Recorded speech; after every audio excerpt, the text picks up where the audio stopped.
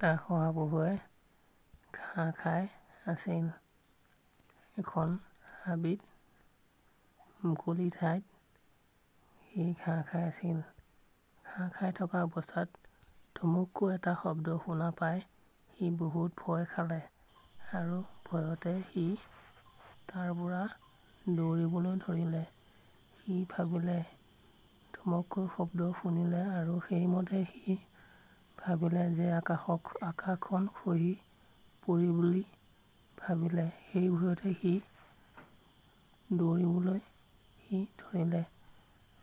লাহে লাহে দৌৰি গৈ থাকিল আৰু গৈ গৈ সি এটা শহাপহুক লগ পায়। শহাপহুটোক তাৰ কথাখিনি ভাঙি পাতি কয় যে মই ঘাঁহ খাই থকা অৱস্থাত ধুমুককৈ এটা শব্দ শুনা পালোঁ আৰু মোৰ ভয় লাগিল। সেই ভয় আকাশখন খহি পৰিল বুলি শহাপহুটোক জনালে যে আমি চবেই মৰিব লাগিব। এতিয়া আকাশখন ওপৰৰ পৰা খহি পৰিছে। সেই বুলি কৈ শহাপহু তাৰ কথা শুনি ভয় খাই শহাপহু হৰিণা পহুটোৰ পিছে পিছে দৌৰিবলৈ আৰম্ভ কৰিলে আৰু হৰিণা পহুৰ কথা শুনি শহায়ো ভয় খালে যে আকাশখন খহি পৰিল। সেইবাবে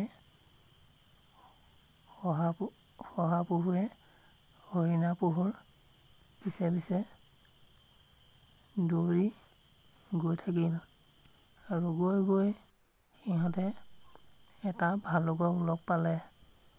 ভালুকক লগ পাই ভালুককো সেই বিষয়ে জনালে।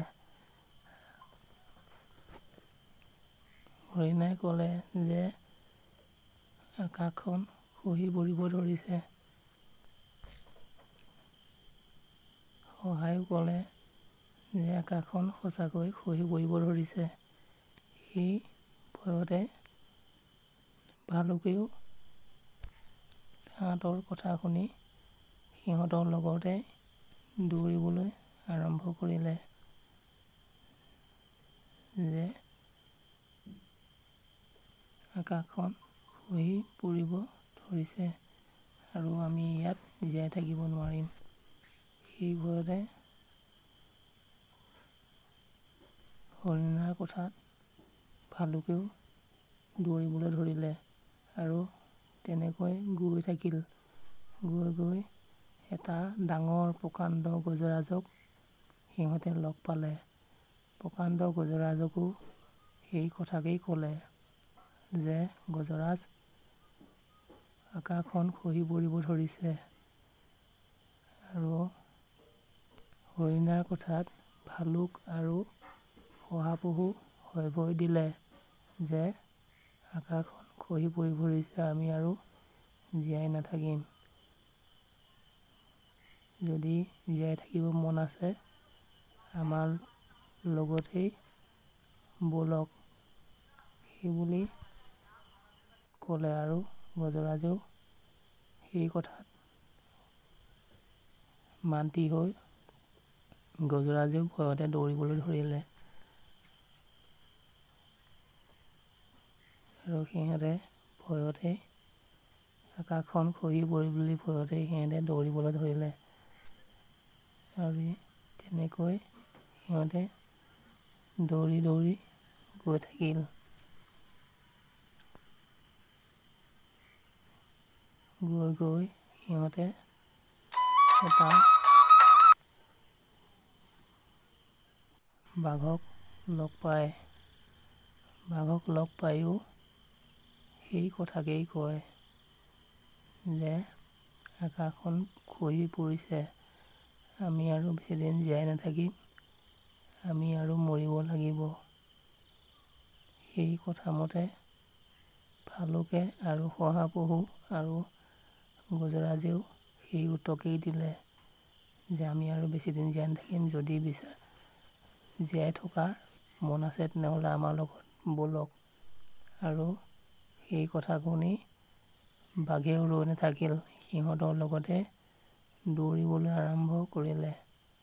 আৰু সেই কথা শুনি চবৰে ভয়তে চবেই দৌৰিবলৈ আৰম্ভ কৰিলে। আৰু তেনেকৈ সিহঁতে আগবাঢ়ি গৈ থাকিল। আৰু গৈ গৈ সিহঁতে এটা সিংহক লগ পায়। সিংহকো লগ পোৱাৰ পিছত সিংহকো সেই কথাকেই কয় যে আকাশখন খহি পৰিব ধৰিছে। মই ধুমুকৈ এটা শব্দ শুনা পালোঁ, সেই বুলি ক'লে। আৰু ভালুকে আৰু শহাপহু, গজৰাজ আৰু বাঘেও সেই কথাকেই ক'লে যে মহাৰাজ, আকাশখন খহি পৰিব ধৰিছে, আমি আৰু বেছিদিন জীয়াই নাথাকিম। আৰু সেই কথা শুনি সিংহই ক'লে যে ব'লাচোন, তোমালোকে ক'তনো আকাশখন খহি পৰা দেখিলা, আমি আগবাঢ়ি যাওঁ, চাওঁগৈ ক'তনো আকাশখন খহি পৰিছে। সেই বুলি ক'লে। আৰু সেই কথামতেই সিহঁতে সিংহৰ পিছে পিছে লগে লগে যাবলৈ ধৰিলে। আৰু সিহঁতে গৈ গৈ সেই য'ত শব্দটো শুনা পাইছিল সেই জেগা সিহঁতে লাহে লাহে গৈ পালেগৈ। আৰু গৈ গৈ সেই সিহঁতৰ য'ত শব্দ শুনিছিল সেই স্থান পোৱাৰ পিছত সিংহই আগবাঢ়ি যায়। আগবাঢ়ি গৈ দেখে তাত যে এজোপা বেলগছ আছে। সেই বেলগছৰ ওপৰৰ পৰা এটা প্ৰকাণ্ড পকা বেল ওপৰৰ পৰা সৰি পৰাত ধুমুকৈ শব্দটো শুনে।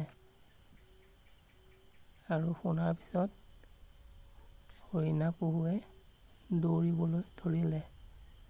আৰু সিহঁতে ভয়ৰ পৰা মুক্ত হ'ল।